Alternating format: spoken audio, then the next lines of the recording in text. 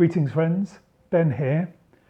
Pondering again this question, this idea, if the Buddha was on your company board, how much more effective would it be? How much of a better place to work would it be? How much more useful, to be perfectly honest, would your company be? Now, I'm back here again in my garden, where I was with some earlier videos. Not to talk about the benefit of being outside. You know about the benefit of being outside. But really it's an opportunity to talk about one of the most important unlearnings about running business. Everything in our culture points to the idea that perpetual growth is good. Perpetual growth is necessary.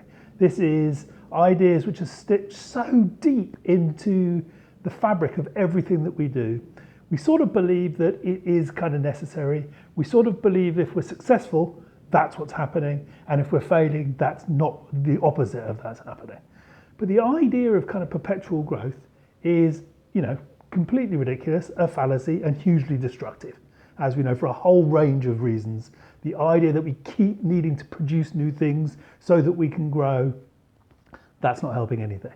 So rather than talking specifically about that, I'm just kind of interested again about my garden, or not specifically my garden, but what's happening out there.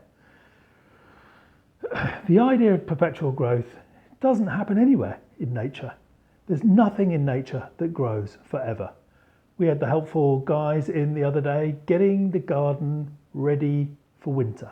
They're cutting things back, they're pruning things down, they're getting rid of leaves, they're getting rid of branches, they're helping the garden retreat, they're helping the garden die a little bit so that it can go into the kind of restful period of winter where it can focus all of its energies in the right place under the soil, unseen, unheard, channeling all of its kind of energy there so that it's ready to kind of burst into life again come spring. And I think this is another important lesson the Buddha would have us focus on if he were on our company board. This idea that actually the idea of growth forever, of course, is impossible. And it doesn't happen anywhere else in nature. So maybe he'd ask us to look at what does happen in nature and start modeling our work and our companies on that.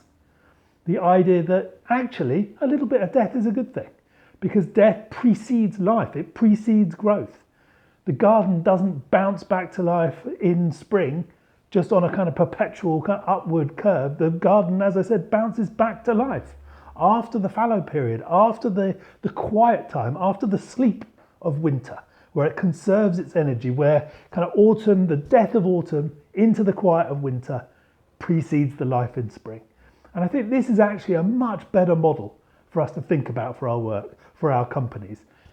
Put away the idea of perpetual growth, year-on-year growth, and instead embrace the idea that everything has a time to die, but that time to die is kind of preceding, it's kind of sparking new life.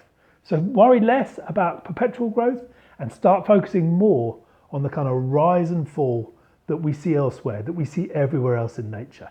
It's an easier, truer, more realistic thing to aim for, and has the kind of benefit really of getting us off that hamster wheel of chasing the impossible idea of never-ending growth.